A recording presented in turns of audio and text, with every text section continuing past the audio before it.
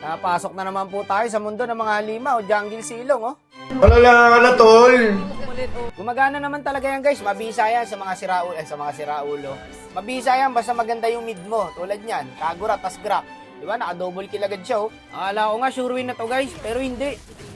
Mainit yung Grak sa atin, boy. Tsaka nilalak target nila, oh. Dito, pansin nyo, guys, oh. Nakaabang ulit sila sa akin dyan, oh. 3 ulit. Naunahan sila, boy. Wala rin kasi akong vision, guys, kung nasan yung kalaban, eh. 4 pala yun, no? Kung lumabas ako doon, leeg na naman ng tama. Buti na lang dito, boss. Hindi umuwi yung Claude, kaya nakatrade ako. Mahusay pare, ha, yung jungle silong nila, ha? Magulang maglaro. Kaso kasi, guys, mamaya, wala nang gagawin yan, eh, sa late game. Inan to, palumpalo sa akin, boy, oh.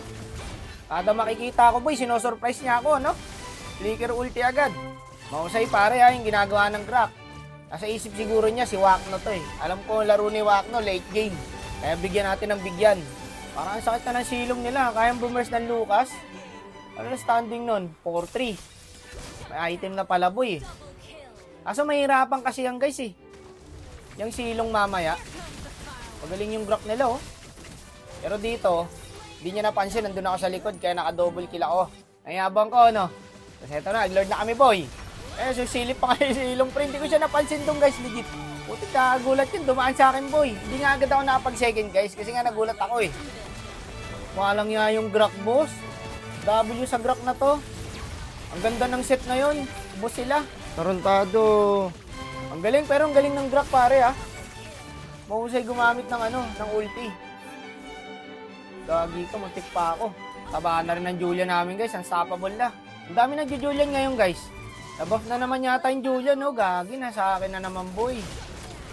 Ang galing ng Grak, pare. Tsaka sama-sama sila, guys.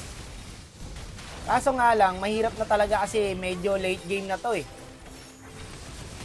Nahirapan na sila dito. Yung Lucas nga, pare, hindi na namamatay, oh. May Angela pa. Wala nang gagawin yung silong dyan.